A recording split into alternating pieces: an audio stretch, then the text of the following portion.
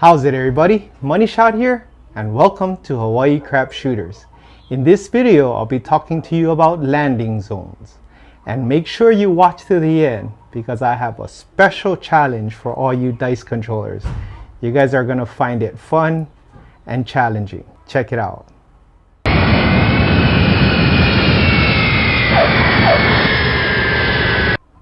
So what are landing zones? In dice control, usually landing zones are not paid much attention to, and people focus more on the dice setting, the proper grip, or the toss. But I say the landing zone is just as important.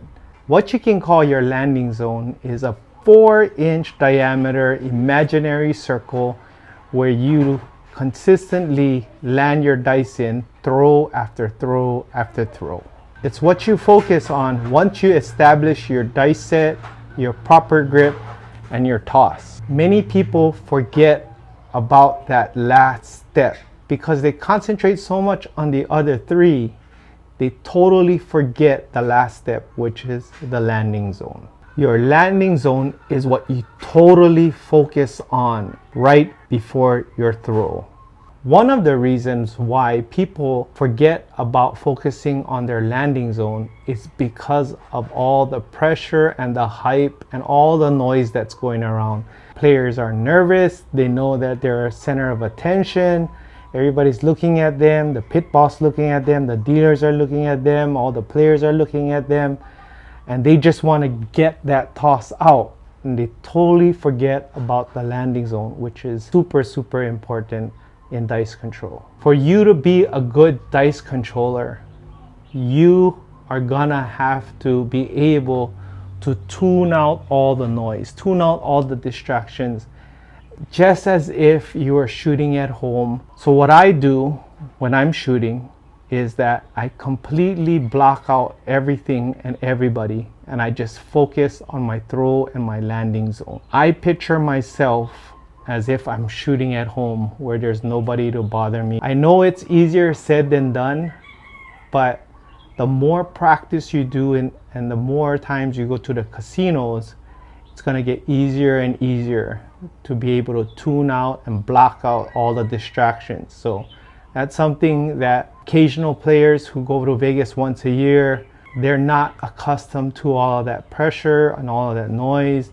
And that's when they start getting nervous. I've seen shaky hands on the table and everything like that. And that's just because they're not used to the pressure or the big stage, I call it. But once you're on that stage, you gotta perform, and you practice at home, and focusing on that landing zone, that 4-inch diameter, will help you tremendously. And once you hit that landing zone, then you know your whole progress of your dice control is complete. So that's what landing zones are. When you're shooting for your landing zone, you're almost like a sniper. A sniper focuses on their target and doesn't let anything distract him, focuses on his breathing, he focuses on his heart rate, he keeps calm, doesn't shake, and he delivers and he hits his target. That's pretty much what you want to do as a dice controller, is calm down, stay steady, and hit your target.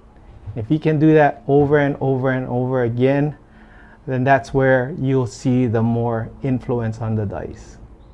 Try and find your landing zone quickly. All tables react differently, so use your come out roll and several rolls in the beginning for you to find your spot. What I do is on the come out roll, I would do a toss where I normally would land my dice and see if I need to adjust. If my dice are hitting the wall too hard, then I would adjust and bring my landing zone closer. Or if it's not hitting the wall, like let's say I'm on a longer table, then I will adjust my landing zone. But try to find it quickly.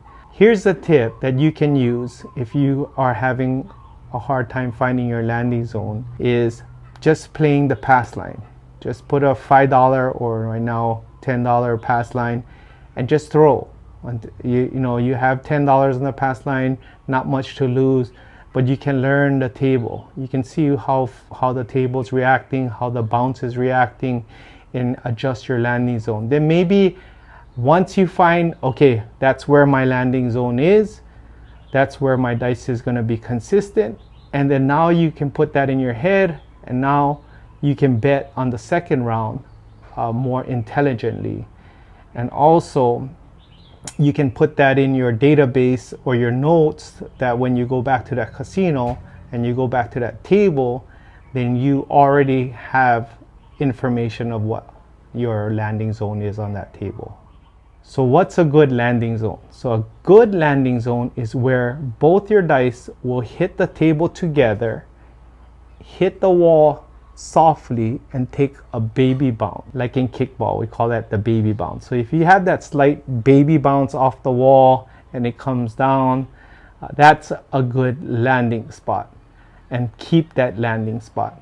But if your dice are exploding, like hitting the wall at full velocity and they're just exploding everywhere, then that's not a good landing spot. That means you're stretching your arm, or you're pushing the dice so that you can reach that landing zone. Maybe it's better that you bring your landing zone closer to you instead of you bringing your arm out to the landing zone. So that's how you know you have a good landing zone. Something that you're comfortable with, something that is effortless for you to throw. You want to change the landing zone instead of your normal muscle memory throw. That is a lot easier to change the target than to change, again, in the sniper analogy, the gun, right? So don't change the gun, keep the same gun, you just adjust the target where you're aiming. So that's a tip from me. So let's talk about alignment. So your landing zone should be at least in the area of the flat back wall and not in the mixing bowls. The reason for that is, we all know as dice controllers, if you are throwing in the mixing bowl, it'll mix up your dice. That's why it's called the mixing bowl. So don't throw in the mixing bowls. And some casinos, you see that the mixing bowls almost take up the whole back wall, and they just leave maybe a 12-inch gap for a flat area, which I call difficult tables. I would not want to shoot on those tables, because if it hits the mixing bowl, guess what? It's not bouncing back together and not giving you true dice control. It kicks it to the right or kicks it to the left, and that's not dice control. I don't care what you say. You have a consistent throw, you have a good landing zone, but if you hit in the mixing bowl and it goes left and right, guess what? You're not doing any dice control at all. So your best bet, again, is to keep it on the flat side of the back wall. So make sure your landing zone is aligned to the back wall when you're throwing. If it's not, and it's closer to the mixing bowl, then adjust it, bring it more in the center. That's why, for me, I'm not a tall guy. I'm probably 5'8", but I have to pretty much tippy-toe and reach over the table just to get my arm on the more middle part of the table, just to get it aligned so that I can hit perpendicular to my landing spot. So make sure your landing zone are in the flat area of the back wall. The bounciness of the table. So a lot of the tables are bouncy in Vegas. Some are super hard. You gotta understand the bounciness. My craps table here at home, I purposely got a hard side on this side, and I have a bouncy side on the left side. That way I can practice both sides of the table. So if you order a craps table, you might want to consider getting both bouncy and not bouncy. That way you can practice at home on both ends of the table. So the bouncy side of the table, again, it's going to react differently. You're going to have a different landing zone there. And with the dead side tables, your landing zone can actually be closer to the wall, because it'll land dead and bounce and kiss the wall and come back down gently. But on a bouncy table, that's where your dice is going to explode if you use that same landing zone. So not all tables are the same with the landing zone. So with a bouncy table, you're going to have to bring back your landing zone. Bring it back a little more so that you can adjust or compensate for the extra energy that the bouncy table gives to the dice. And you don't want to continuously hit the landing zone and it keeps on exploding. So let me tell you a quick story about me rolling at the Orleans casino. This was earlier in my craps days, and I kept on hitting the landing zone that I was accustomed to, but I kept on 7ing out, 0.7 out, 0.7 out. Dice were coming out nice, dice were rotating together, dice were sticking together, landing together, but I could not figure it out. I was like getting pissed off at myself and frustrated, and went to bed that night in my hotel room thinking things over and over and over again. And then I figured it out myself. I said, you know what? It's my landing zone. It's my landing zone that I need to adjust. So the next morning, got up, got my bankroll, went back down, adjusted my landing zone, and got me a 29 roll monster. So that's one of the many stories I like to share because it was a lesson learned, and it just shows you how important your landing zone is, and not to just focus on your grip, on your toss, on your dice setting and everything like that, and totally forget about your landing zone. Now we can't talk about landing zones without talking about landmines. And you guys all know what landmines are.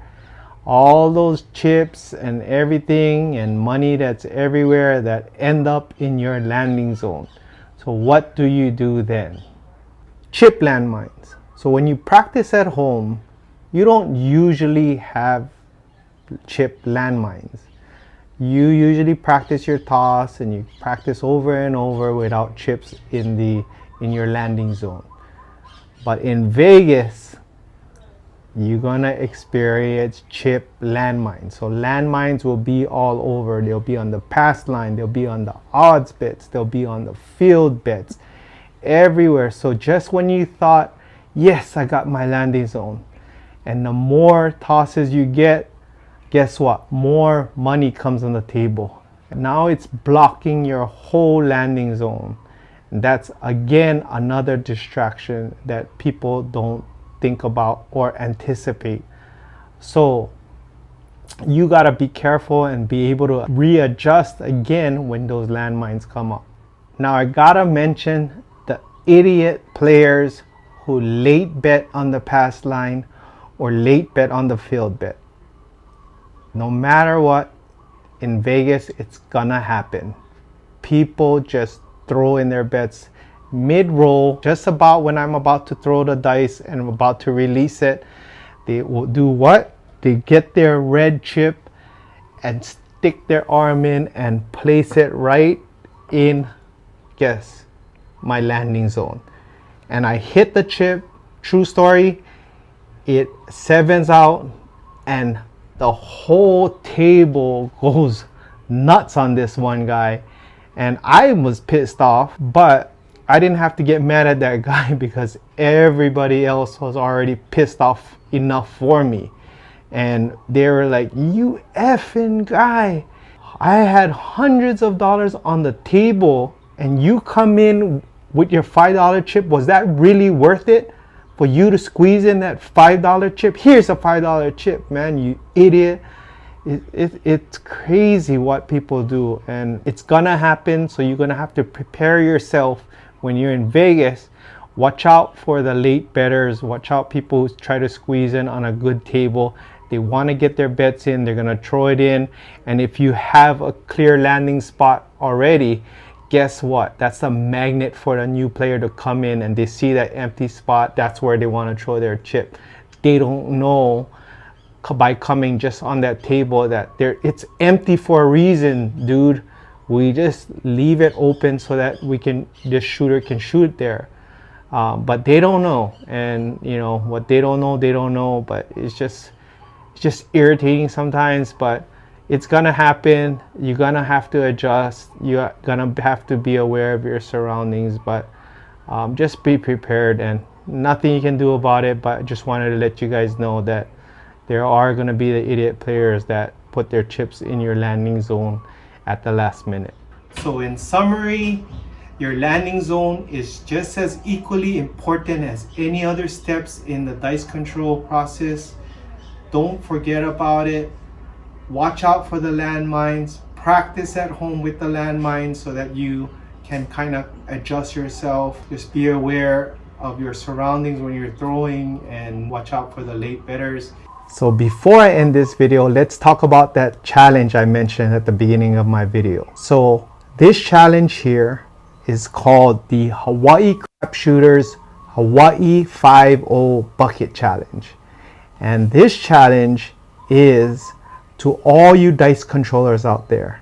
And what I'm challenging all of you is to get 5 pairs of dice and be able to throw it successfully in a bucket. And if you can get all 5 pairs in the bucket consecutively and on an uncut video, please send me your video to hawaiicrapshooters@gmail.com, and I'll post your video on my channel. So here's me attempting the Hawaii 5-0 Bucket Challenge.